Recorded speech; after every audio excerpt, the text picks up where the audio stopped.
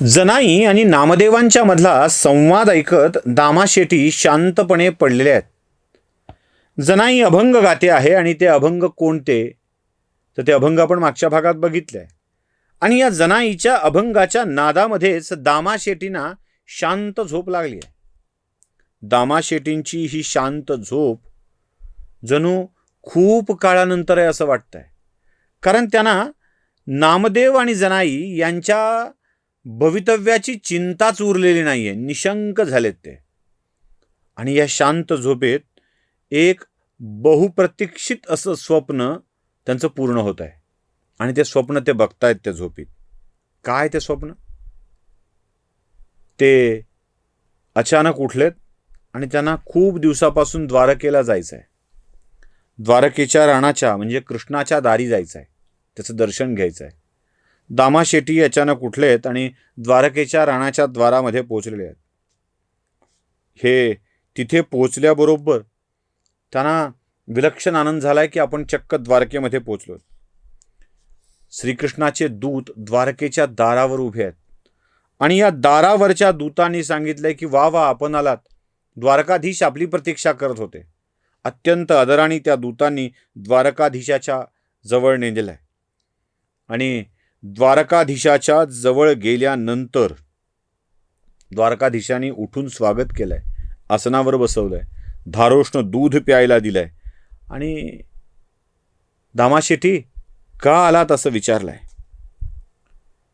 दामाशेटीने सांगितलं की माझा मुलगा हो, माझ्या मुलाची चिंता आहे. हां, आलं लक्षात माझ्या, तुम्हाला मुलाची चिंता आहे, पण एक लक्षात ठेवा, तो तुमचा नंतर आहे, आधी माझा आहे. होय, तोच तो प्रश्न आहे देवा. काही प्रश्न पडणार नाहीये. त्याचं व्यवसायात मन रमणार नाही, तो संसारात फारसा लक्ष घालणार नाही. त्याचं लक्ष माझ्याकडेच असेल, तो माझ्यामध्ये गुंतलेला असेल. हां, त्याचं लग्न करून टाका, तो तसा भौतिक अर्थाने संसार करेल, त्याला लेकरं बाळं होतील आणि मग तुमची नातवंड त्याचा व्यवसाय सांभाळतील. मुलाबाळांच्याकडून व्यवसाय होईल, नामदेवाच्याकडून व्यवसाय होणं कठीण आहे. नामा फक्त माझ्यासाठी जन्माला आलेला आहे आणि तो माझ्याकडेच येत राहील. तुमच्या मनात चिंता आहे ना, त्याला फारसं अडवू नका. या कृष्णासोबतच्या स्वप्नातल्या संवादाने दामाशेट्टी तृप्त झालेत. त्यांना वाटतंय की काय माझ्या पोरावर या देवाचं विलक्षण प्रेम आहे.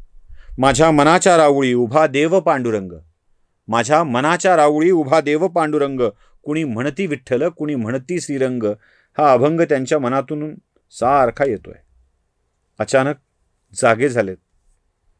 बघितलंय आपण, स्वप्न बघितलंय, पण स्वप्नात देवाने दृष्टांत दिलाय ना. दामाशेटी उठलेत आणि त्यांनी सरळ आपल्या कामाला प्रातर्विधी उरकलाय, स्नान उरकलेत आणि त्यानंतर देवाच्या पूजेला गेलेत. आणि आज देवाची पूजा करताना तो स्वप्नात ऐकलेला अभंगच त्यांच्या तोंडातून पुन्हा पुन्हा येतोय. माझ्या मनाच्या राऊळी उभा देव पांडुरंग, कुणी म्हणती विठ्ठल, कुणी म्हणे श्रीरंग. जणू प्रत्यक्ष भगवान श्रीकृष्णानेच दामाशेटींना स्वप्नामध्ये दृष्टांत दिला की नामा माझा आहे आणि तो माझ्यासाठीच जगत राहील. दामाशेटींचं मन निशंक झालेलं होतं.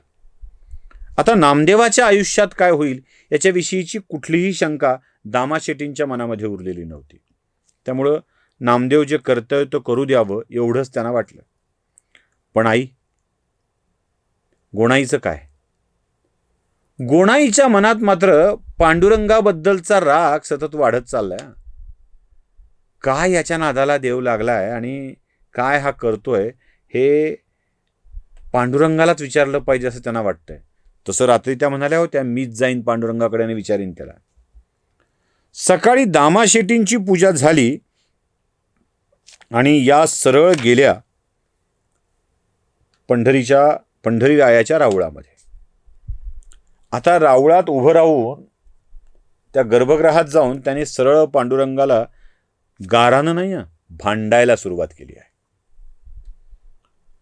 अरे, तुझ्या नादाला लागून तर माझ्या लेकराचं वाटोळं झालं. विठ्ठला, काय लावलंय माझ्या लेकरासोबत तू? सकाळी उठला की तुझा ध्यास लागतो, ते रात्री झोपेपर्यंत आणि झोपल्यावरही तुझ्याच नावाचा विचार त्याच्या मनामध्ये असतो. घराचा विचार नाही, वडिलाच्या व्यवसायाचा विचार नाही, लग्न करायचा विचार नाही, काय करायचं काय? आणि गोणाई पांडुरंगासोबत अभंगातूनच भांडू लागली. बुडविली क्रिया बुडविले कर्म, बुडविला धर्म पहा येणे, तुझिया नामाचे लागलीसे पिसे, असोनी दिसे लोकाचारी. नेनो काय कळे तुवा वागविला, संबंधू तुटला मज नाम्याचा. बुडविला आचार बुडविला विचार, बुडविला संसार कुळासहित. बुडविला मोह बुडविली ममता, बुडविला अहंता मी तूपणा. हा नेणे व्यवहार का इंद्रियाचे सुख, अखंड याचे लक्ष तुझे पायी. पांडुरंगासोबत अद्वा तद्वा भांडणाऱ्या या गोणाईला आजूबाजूला लोक आपल्याला बघतायत याचं सुद्धा भान उरलेलं नाही. तिचं आपलं सुरू आहे, ते काही मी ऐकणार नाही. माझं लेकरू मला परत दे, तर आणि तरच मी इथून जाईन, नाहीतर घे माझा जीव. तुझ्या नादाला लागलेलं, तू तुझ्याकडे घेतलेलं माझं लेकरू मला परत दे. देतोस की नाही बोल, देतोस की नाही बोल. एवढा एकच आवाज गोणाईच्या अंतःकरणातून येतोय. पांडुरंग काही बोलत नाहीये. नाम्याशी बोलतो पण गोणाईशी नाही. हो काय कुणास ठाऊक, नामदेवाच्या आईशी पांडुरंगानं बोलायचं नाही ठरवलंय. आणि ती भांडून भांडून प्रश्न विचारतीये, अरे माझ्या लेकराला मला परत देणार आहेस की नाही? कोणीतरी नामदेवाच्या कानावर ही गोष्ट घातली आणि नामदेवाच्या कानावर ही गोष्ट घातल्यानंतर नामदेव धावत पळत परत रावळात आले. त्याने बघितलं आपली आई पांडुरंगाच्या समोर उभी आहे आणि पांडुरंगाच्या समोर उभी राहून अद्वा तद्वा बोलते आहे पांडुरंगाला. नामदेवानं सांगितलं, आई काय चाललंय ग हे, असं का करतेस? अरे कशाचं काय, बघ ना हा काळ्या उभा आहे तिथे, पायाखालची वीट हृदयात बसवली की काय कोणास ठाऊक, किती निष्ठूर झालाय, बोलायला तयार नाही आहे. आई नको को बोलू माझ्या पांडुरंगाला इतकं. काय नको बोलू? तू त्याच्या नादाला लागलास, वडिलांना मदत करत नाहीस, लग्न करायचं नाव घेत नाहीस, मग काय करणार? इथेच जीव देते मी त्याच्यासमोर, त्याच पांडुरंगाच्या समोर. नामदेवानं सांगितलं, आई माझ्या पांडुरंगाला बोलू नको, मला बोल काय हवंय तर. मी जातो ना त्याच्याकडे, तो येतो का माझ्याकडे? अरे म्हणून तर तो बोलवतो तुला आणि तू जातोस, म्हणून तर मी बोलते आहे. आई माझ्या पांडुरंगाला बोलणार नसशील तर पांडुरंगाला जे तू मागतेस ते मी तुला देतो. काय देतोस? चल मी तुझा होतो आजपासून. बघ बरं, शपथ घ्यावी लागेल. देवानं नाही ऐकलं म्हणून काय झालं, मी ऐकेन. गोणाईला बरं वाटलं. पांडुरंगाने याला बुद्धी दिली. पांडुरंग मला घाबरला, पांडुरंग माझ्या रौद्ररूपाला घाबरला असं गोणाईला वाटलं. आणि गोणाईने सांगितलं, सर ठीक आहे, आता शपथ घ्यावी लागेल तुला. घेई नाही शपथ. माझी शपथ घेऊन फायदा नाही, तू थोडीच माझी शपथ पाळणार आहेस. मग उचलते पांडुरंगाच्या पायावरचं तुळशीपत्र, उचललं आणि म्हण, आजपासून आई म्हणेल तसे वागेन. मला आजपासून तू म्हणशील तसं वागेन. मी वडिलांना व्यवसायात मदत करीन. हो मी वडिलांना व्यवसायात मदत करीन. सुनमुख दाखवीन आईला. हो आईला मी सोन्याचा चेहरा दाखवीन, सुनमुख दाखवीन. लग्न करीन, चांगला संसार करीन. हो चांगला संसार करीन. आता हे तुळशीपत्र उचललंय ते खाली ठेवायचं नाही घरी जाईपर्यंत, आणि घरात देवासमोर ठेवून देवाला प्रार्थना करायची आणि सांगायचे की मी आई म्हणेल तसं वागेल. नामदेवाने ठरवलं होतं की आता आई म्हणेल तसं वागायचं आहे. आईला वचन दिलं आहे. तुळशीपत्र उचललं, गोणाई बाहेर निघाल्या आणि नामदेव पांडुरंगाचं दर्शन करून बाहेर पडणार तोच पांडुरंगाची देववाणी त्याला ऐकायला आली. नामा तुळशीपत्र घरी जाऊन ठेवू नकोस. ते तुळशीपत्र तुला इथे माझ्या पायावर ठेवायचं आहे, घरावर नाही. बरं देवा, ऐकतो. आणि हो आता लक्षात ठेव, तुला लग्न करायचं आहे, संसार करायचा आहे, आणि तरीही माझ्यावरची भक्ती अबाधित ठेवायची आहे. नामा आपल्या आयुष्यात काही कर्तव्य असतात रे, ती कर्तव्य पार पाडली पाहिजेत आणि मग बाकीच्या सगळ्या गोष्टी केल्या पाहिजेत. देवा ऐकेन मी तुमचं. देवानं सांगितलेला विषय ऐकायचा असतो बरं का, लक्षात ठेवा. आमची अडचण कुठे आहे? आम्ही देवाने सांगितलेले विषय ऐकत नाहीत, त्यात प्रश्न विचारतो.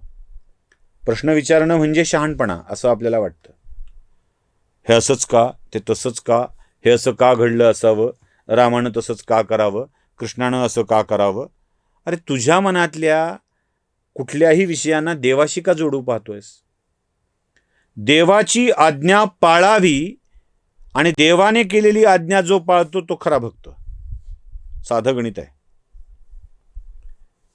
शास्त्र असतं ते या शब्दाची आम्ही इतकी खिल्ली उडवली ना, इतकी खिल्ली उडवली की आम्हाला कळतच नाही.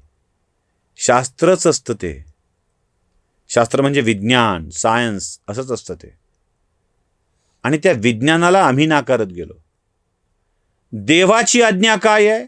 तो सुपर पॉवर आहे. नुसती सुपर पॉवर नाही आहे, तुमच्या काळजीसाठी निर्माण झालेली सुपर पॉवर आहे. GOD, जनरेशन, ऑपरेशन, डिस्ट्रॉयशन, स्थिती, उत्पत्ती, स्थिती आणि लय अशा तिन्हीचा संगम आहे. तो तुमच्यासाठीच आहे आणि त्याची आज्ञा पाळणं हे आपल्या भल्यासाठी असतं. देवानं मला कदाचित ही आज्ञा यासाठी दिली आहे की इथेही माझ्या हातून काही घडावं असं नामदेवाला वाटलंय आणि नामदेवानी मोठ्या भक्तिभावाच्या अंतःकरणाने तुळशीपत्र देवाच्या चरणावर ठेवून नामदेव आपल्या घराकडं निघालेले आहेत. पुढे काय होतंय ते बघूया पुढच्या भागात. नमस्कार.